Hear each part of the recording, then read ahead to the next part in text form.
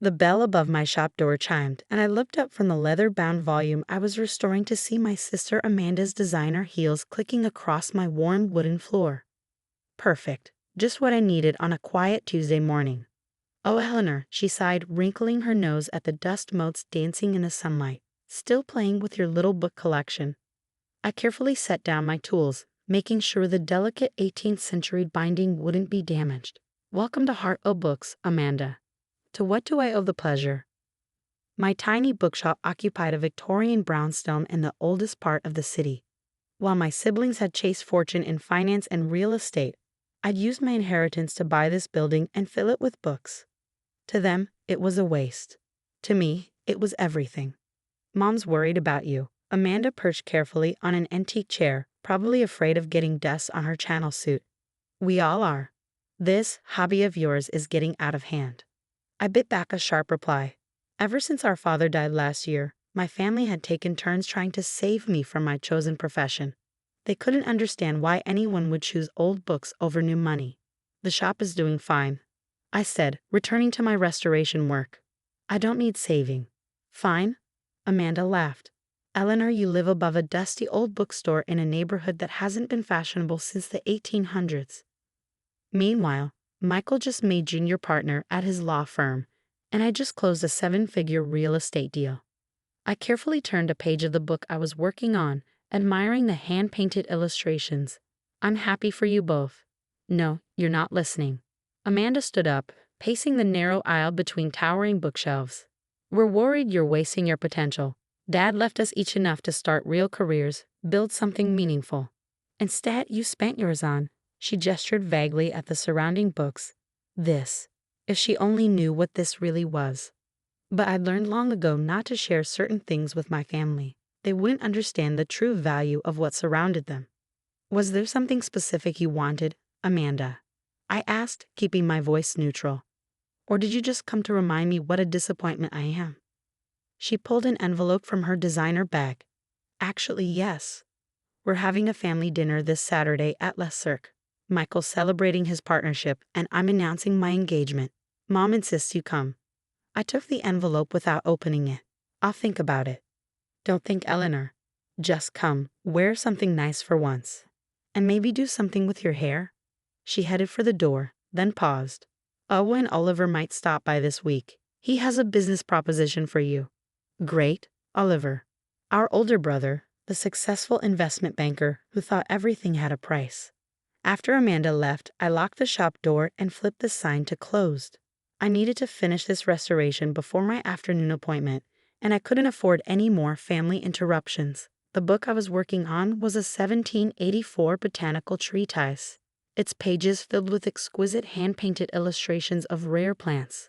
To most people, it might seem worthless, just an old book with pretty pictures, but to the right collector, it was priceless. That was the secret my family never understood. While they chased new money, I delved in old treasure, the kind that carried centuries of history in its pages. I climbed the narrow stairs to my private library on the second floor. Unlike the public shop below, this room was climate-controlled, with specialized lighting and secure glass cases. Inside those cases lay the true heart of Hartwell Books, my private collection. First edition signed by authors long dead. Medieval manuscripts with gilt-edged pages and hand-painted illuminations. Books so rare that most people didn't even know they existed. My father had understood. He'd been the one who taught me to love books, to recognize their true value beyond mere words on a page. While my siblings got swimming lessons and tennis camps, I spent my childhood summers learning about paper conservation and binding techniques. Books are more than just stories, he'd tell me as we examined some precious volume. They're pieces of history preserved in paper and ink. When he died, my siblings inherited his stocks and real estate. But I got his library, the collection he'd spent his life building. They thought I'd gotten the worst part of the inheritance. They were wrong. The intercom buzzed, startling me from my memories. My afternoon appointment was early. Ms. Hartwell. My assistant's voice crackled through the speaker. Dr. Whitmore from the National Museum is here. Send him up, Claire. I quickly checked that everything was in place.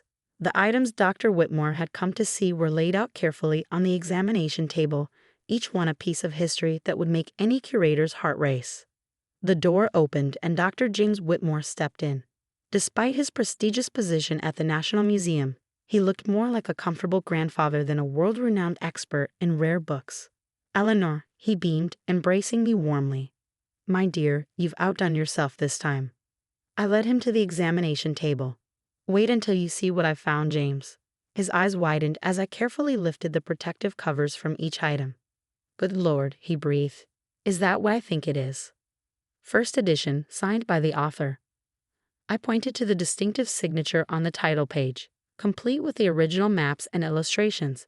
Only 3 other copies are known to exist. And these others? His hands hovered over the remaining volumes, not quite touching. All from the same private collection. The owner's family had no idea what they had. They were going to sell them at a garage sale. James shook his head in wonder. "The museum's board is very interested, Eleanor. Very interested indeed. Though I must ask, why offer these to us? Private collectors would pay far more." I thought about my father, about the lessons he taught me about preserving history. Because these belong to everyone, James, they should be seen, studied, appreciated. Not locked away in some billionaire's private vault. He nodded approvingly. "Your father would be proud." As we discussed terms for the museum's acquisition, my phone buzzed with a text from Oliver. "Coming by tomorrow. Have an offer you can't refuse. Time to grow up and join the real world." I smiled, thinking of the papers in my safe downstairs, the ones that would make tomorrow's meeting very interesting indeed. My siblings thought I was failing, wasting my life among dusty old books. They had no idea that while they were building a fortune in the real world, I was quietly becoming one of the most respected rare book dealers in the country. Tomorrow, Oliver would learn just how wrong they'd been about my little book collection. But for now, I had history to preserve. Oliver arrived at exactly 9:30 the next morning, his Italian leather shoes gleaming against my shop's old wooden floors. He carried a sleek briefcase that probably cost more than most of my public inventory, and his suit screamed Wall Street success. "Little sister," he announced, not bothering with a greeting. "Time to talk business." I continued cataloging the new acquisition, making him wait. "I'm rather busy, Oliver." "Too busy for $5 million? That made me look up. "Excuse me?" He smiled, obviously pleased to have my attention. "This building, Eleanor. It's in a prime location. The neighborhood's finally being redeveloped. My investment group wants to turn this whole block into luxury condos." I returned to my cataloging, not interested. "Don't be ridiculous." He dropped a thick folder on my desk, nearly knocking over my cup of tea. $5 million is generous for this dusty little shop. You could start a real business. Or better yet, come work for me. I need someone detail-oriented in my family office. Before I could respond, the shop's bell chimed. My assistant Claire hurried in, looking flustered. "Miss Hartwell, I'm so sorry to interrupt, but the curator from the British Library is on the line. He's very insistent about the Marlowe manuscript." Oliver frowned. "The what?" "Tell Dr. Harrison I'll call him back in 10 minutes, I said calmly. "And please bring up the Phillips collection documents. My brother should see them." Claire nodded and disappeared. Oliver's frown deepened. "What's this about a manuscript?" I stood up, walking to one of the secure display cases. "Do you know what this is, Oliver?" He barely glanced at it. "An old book. This old book is a first edition of Newton's Principia Mathematica, worth about $400,000. And that's just what's on public display." He blinked. "What?" I led him toward the stairs. "Come with me. It's time you saw what this dusty little shop really is." Upstairs in my private library, I entered the security code and opened a reinforced door. Oliver stepped inside and stopped dead. "Welcome to the real Hartwell Books," I said quietly. Climate-controlled cases lined the walls, each containing treasures that would make any collector's heart race. Medieval illuminated manuscripts, Shakespeare folios, books worth more than Oliver's penthouse apartment. "I don't understand," he managed finally. "These are all yours?" "Mine, and the estates I represent." I opened my laptop, pulling up the Hartwell Books private client list. "While you've been building condos, Oliver, I've been building something else. Something Dad started." Understanding began to dawn in his eyes as he scanned the list of clients, museums, universities, private collectors whose names appeared regularly in Forbes. "That's impossible." "You're just Just what? The family failure? The little sister playing with books? I smiled. Did you ever wonder why Dad left me his library instead of selling it? Claire appeared with a thick folder. The Phillips documentation, Miss Hartwell, and Dr. Harrison is still waiting. Shall I tell him you've decided on the reserve price for the auction? Oliver's head snapped up. Auction? The Marlowe manuscript I mentioned? It's going up for auction next month.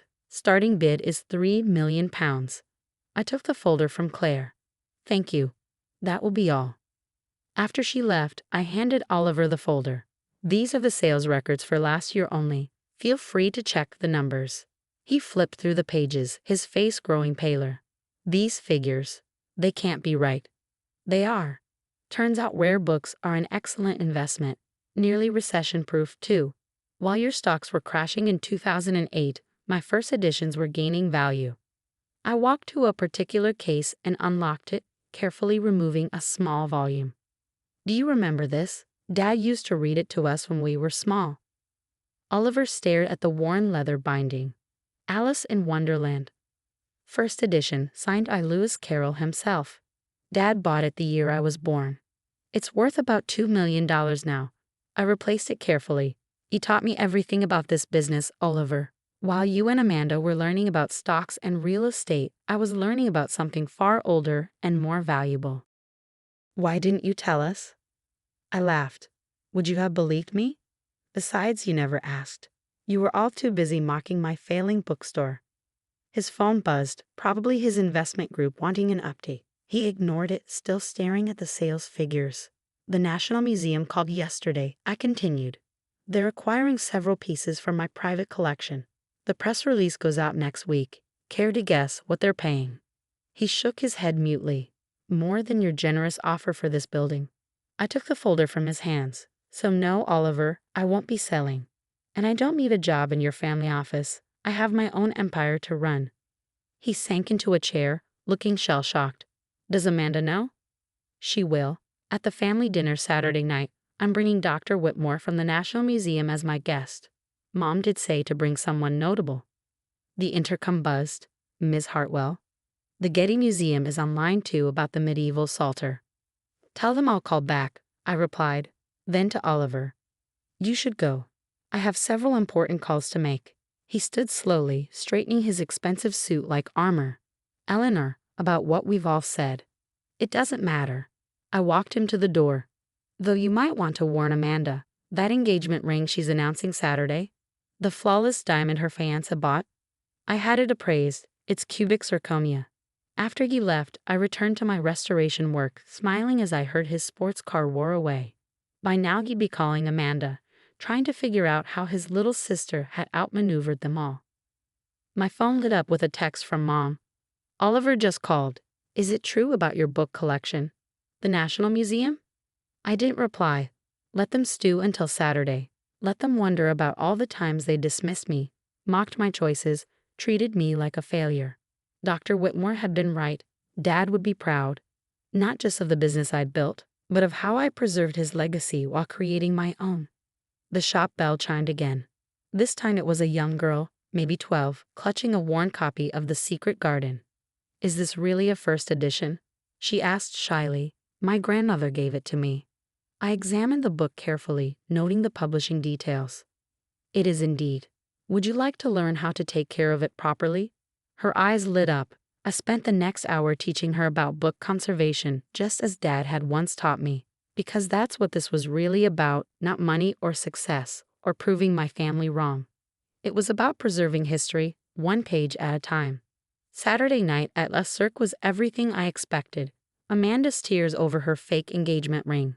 Oliver's stuttered explanation to Mom about my surprising success. The look on their faces when Dr. Whitmore announced the museum's 8-figure acquisition of my rare manuscript collection.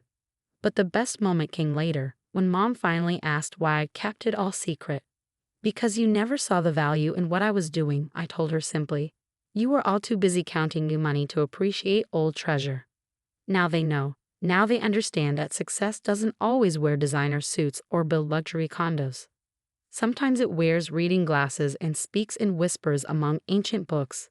preserving pieces of history that are worth more than all their modern fortunes combined. I still run my dusty little shop, still live above it in the unfashionable part of town. But now my family knows what I've known all along, that true value isn't always obvious at first glance. Sometimes it's hidden between the pages of an old book, waiting for someone who knows how to read it properly.